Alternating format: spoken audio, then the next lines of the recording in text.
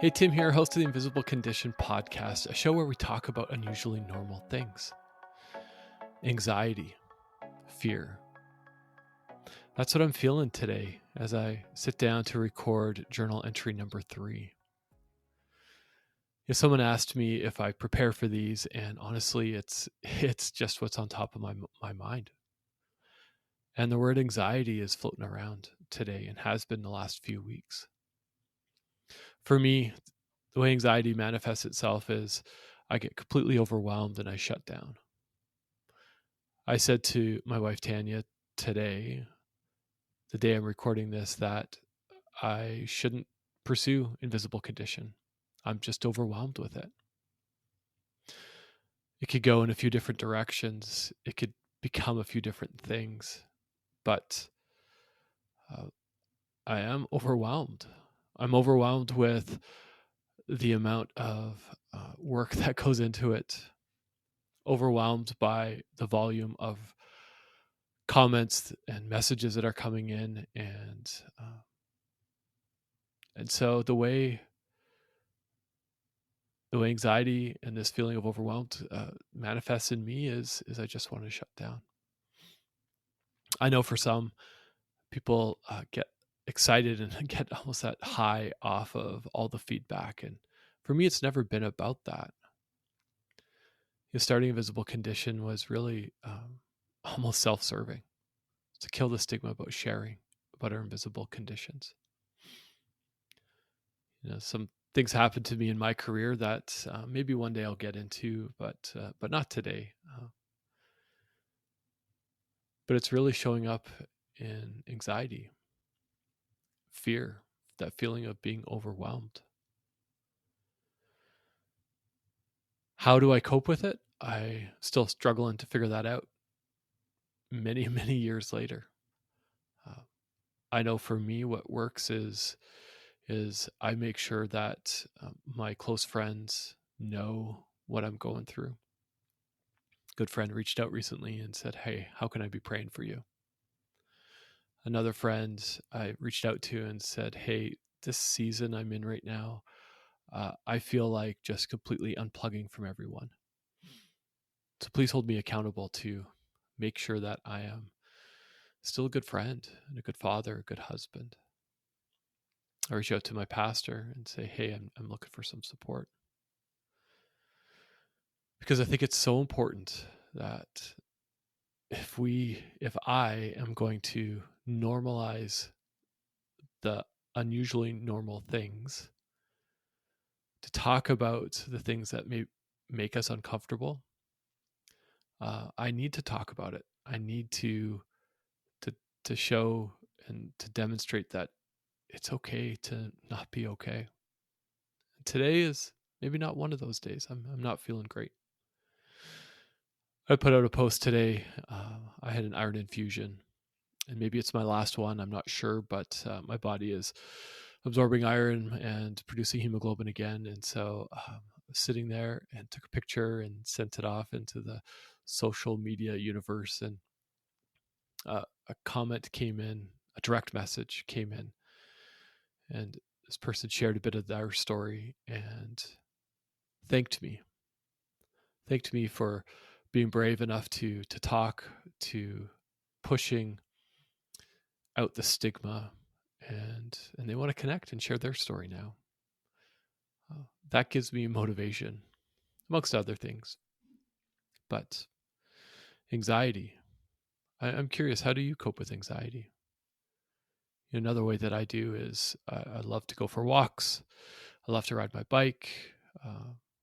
Some people like to go to the gym. I don't like going to the gym at all. I would much rather ride my exercise bike or lift some weights at home. But for me, it's also enjoying a good cup of coffee or camping. When I'm recording this right now, it's November 2023, and me and my family are going to head out into the woods and do a weekend of camping. That's one of the ways I deal with anxiety. Honestly, I'm not sure where Invisible Condition is going to go as a project. And I'm someone, my operations mindset, my operations training kicks in and says, I need to have a plan. I need to make sure I do cause analysis, and I need to put together a project and start executing, which I think for a lot of us, maybe not, maybe that's generalization. It's overwhelming. I started putting pen to paper and working on a strategic plan because I'm exploring uh, the idea of creating a visible condition as a nonprofit, as a charitable organization. And last week I was super excited about it. This week I'm so overwhelmed with it. And then I just started sitting down and going, I should apply for every job possible. And yes, well, I am looking for some part-time work. But I decided today, and actually my wife helped me decide today, that visible condition is something worth pursuing.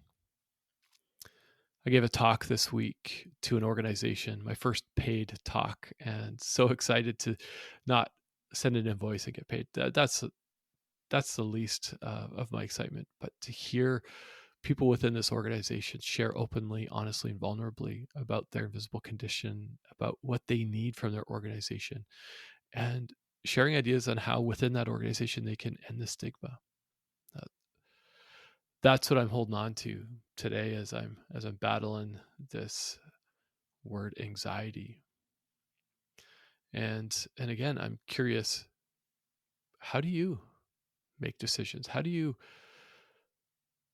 push anxiety to the side? There's a verse in the Bible that I love, and it talks about sufficiency, and it talks about tomorrow's going to worry about itself.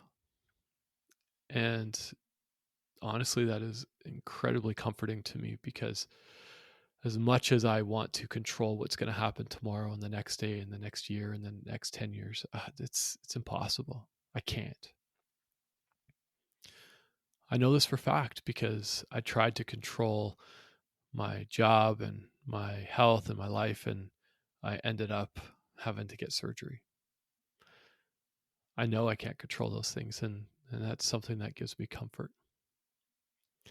So as I sit here and wrestle with that word anxiety, wrestle with the direction of a visible condition, I am just so honored to be a recipient of emails and messages through LinkedIn and through Instagram about your story, and that you trust me with that. And I'm just so excited to continue to share your stories. This is a project that I believe in, and when I start to get overwhelmed, I'm just going to go back to that last journal entry on resilience. I'm going to reach out to my good friends, and I'm going to continue to flesh this out. And if you want to be part of the journey, send me a note. Hop into invisiblecondition.com and hit the connect tab there and drop me a note. I'm all ears. And if you want to collaborate on something, if you have a way that you deal with anxiety and you want to share, let me know. I'm all ears. So, if you do have a moment, just let me know. I want to connect. I think I thrive on that. I thrive on connection. Jumping on the phone, jumping on a Google Meet, through text, whatever it looks like. I know that helps me with my anxiety. So I have a couple asks. One is, if your organization could benefit learning about invisible condition, and how the words we use have an impact, how to talk about unusually normal things, reach out to me.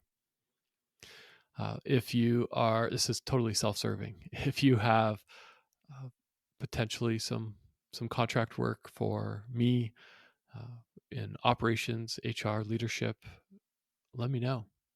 I am seeking right now, and I know that that's one way that will help with my anxiety. So a couple selfish things there, but this is a journal entry, and it's a stream of consciousness that's from my mind into the words that I'm using right now. So thanks for tuning in. Hope you have a great one, and I'm looking forward to the next episode dropping on Wednesday.